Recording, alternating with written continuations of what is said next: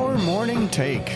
My name is Frank Johnson. My name is Abraham Lawrence. And I'm Tim Goetz. Our goal here is to describe for you the movie that is going on in our head when we read the Bible. Today is Hump Day. Hey, Crystal. Hello, Crystal. Hey, Crystal.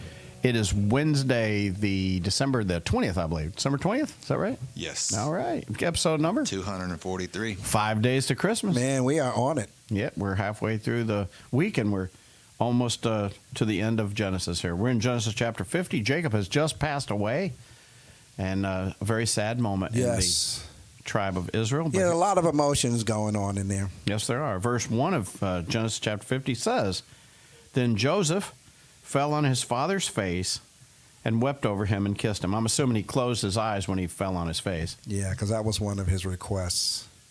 Well, that was something that was told that he would do. Yeah. Right? Yep. He said, Jacob was told that. Yeah, you're gonna, Joseph's going to close your eyes. Joseph will close your eyes, yeah. In this version, it says Joseph threw himself on his father. So this is this is an emotional situation. Yeah. Man. Well, It's he was emotional. weeping. Yeah. Weeping and kissing. What's this in this version stuff? I thought you only did King James. What version are you King reading? James. I'm reading actually in the King James and the NIV. I was gonna say because every time you've said this version says it's exactly what I got, which is The NIV.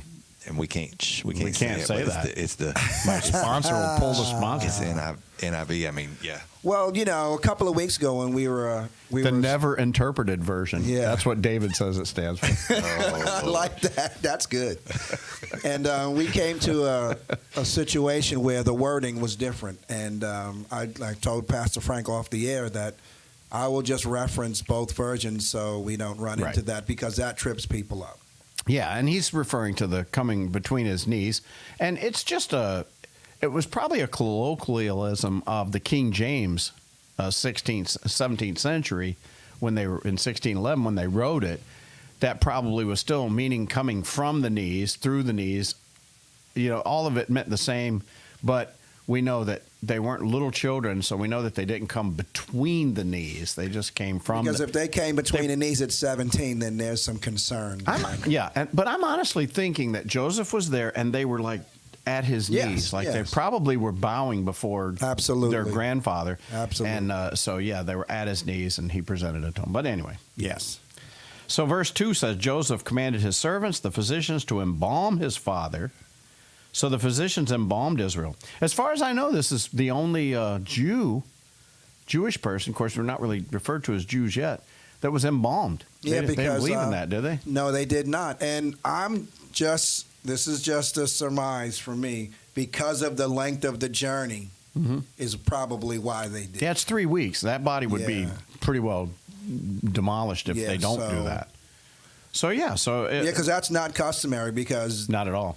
When they die, you go right in the ground. And put them right in the ground, now, 40 days were required for it, so they had to wait 40 days before he'd even start. Yeah. That's kind of amazing, too. The professor, once again, he usually brings us these little tidbits, why it took 40 days to embalm them. What, did they just cut a big toe and let the blood drain out? Well, that take 2.5 weeks. They know where the juggler was. Well, the technology probably wasn't nowhere near what it is today, obviously. I bet we'd be surprised, though, these Egyptians, they were, because even today, didn't they unearth Tut? Oh, yeah. King Tut, that mummy, that mummified body?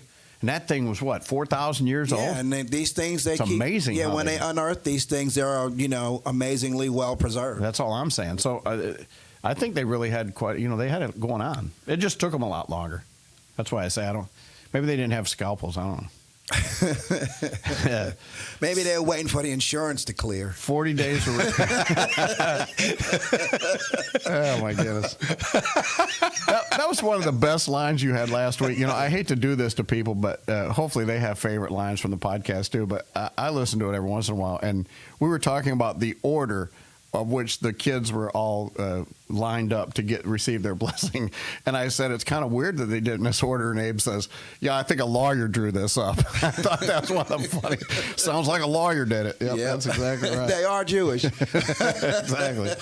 Verse 4. Let me tell you how you can get the most money. When the days of mourning for him were past, And I don't know when the days of mourning were then, but I do know in Jesus' day, when a person died, 30 days was how long that you mourned. So they were probably embalming him, and they were spending 30 days for mourning anyway, but maybe they spent a little longer too. But another cool thing about people when they died in the New Testament, they would hire wailers, people that wail, to come and wail at the funeral. They hired them to do that. Like, it always said that the people would come and they would wail and they would mourn for. You'd think it's the kids and they're just so sad. Yeah. But no, they literally hire people to come in and do that. Like, they want to hear this sadness or whatever. I don't know. It's just weird. It is. That's crazy. That's wild. Yeah, that's beyond crazy. So anyway, Joseph spoke to the household of Pharaoh, saying, and I always like this too. Another cool thing is he doesn't speak to Pharaoh. He speaks to the household of Pharaoh. Once again, I'm thinking, but you know, Pharaoh's not so young now. Yeah. Pharaoh was probably a young guy when Jacob got there, but it's 17 years later, so he's kind of up there. I think now that the famine is over, Joseph's not really in charge anymore. I think the Pharaoh's pretty much doing his thing, and so you don't really talk straight to the Pharaoh. Yeah, I think he's kind of. I think Joseph's role has dwindled down to like a counselor or something like that. He's It's still high on honorary. the food. Yeah. He's still high on the food chain. He's kind of like the deputy mayor sort of thing. Yeah, isn't like when someone gets too old to be the dean, they call him Dean Emeritus. Emeritus, yeah. And so that's probably, he's the Pharaoh Emeritus. So, yeah, probably. Anyway, he says, if I found favor in your sight, please speak to Pharaoh, saying, my father made me swear, behold, I'm about to die in my grave, which I dug for myself in the land of Canaan. There you shall bury me. Another interesting little tidbit that we have not heard before in the story. Jacob literally dug that grave before he went to Egypt. So that's kind of cool, huh? It is. In some ways. Or did he? Well, I believe he did. But here's the thing. It shows that he's coming back. Oh, yeah. It's like, listen, I've already paid for the ground. Paid for the land. Yeah. I've dug you don't even have to do anything. Just bring me back. I'm ready to go. So therefore, please let me go and bury my father, and then I will return. And Pharaoh said, go up and bury your father as he made you swear. So was Pharaoh afraid that they would go and not come back? That's interesting. It is. And I only say this because they weren't slaves then. We're not talking the Pharaoh that doesn't know Joseph and that don't want to let the people go. I don't think it's that he doesn't want them to go. I really believe they have endeared themselves to each other. Yes. I think he doesn't want them to go. After all, what if something else comes up? What if another famine comes along? Absolutely. These guys bless us, man. They live for the King of the heaven, right? And then on top of all of that, maybe they even realized that Jacob never wanted to be there. Yeah. Because, he didn't. Well, he didn't. And he said, I'm going back home. Yeah. So, yeah. So verse 7 says, Joseph went up to bury his father, and with him went up all the servants of Pharaoh, the elders of... they're making sure they're coming back. I was just getting ready They to are say. making sure he comes Like, back. let me send somebody with you. the elders of his household and all the elders of the land of Egypt and all the household of Joseph and his brothers and his father's household, they left only their little ones and their flocks and their herds in the land of Goshen. But, yeah, we kind of joke and we say that, but honestly, the real truth behind it, the movie in my head, and what I really believe is the truth, there are enemies out there. And Pharaoh is sending his servants along with them to provide more protection. I mean, there's only a That's few true. dozen of these guys. Yeah. And he wants to make sure that they get there and they get back So safely. basically, as bodyguards. That's right. He sends his servants. And here's the other thing. They don't even have to send many, because what happens if you mess with Egypt? What happens when you start killing them? yeah. Egypt's so big and so powerful, they'll just come take your land and kill all of you. Yeah. So the Amorites, all these other places in between them and the Promised Land that Moses has to contend with, because they're not afraid of Egypt anymore, because Egypt hates the Israelites anyway. But now the Israelites and the Egyptians are friends.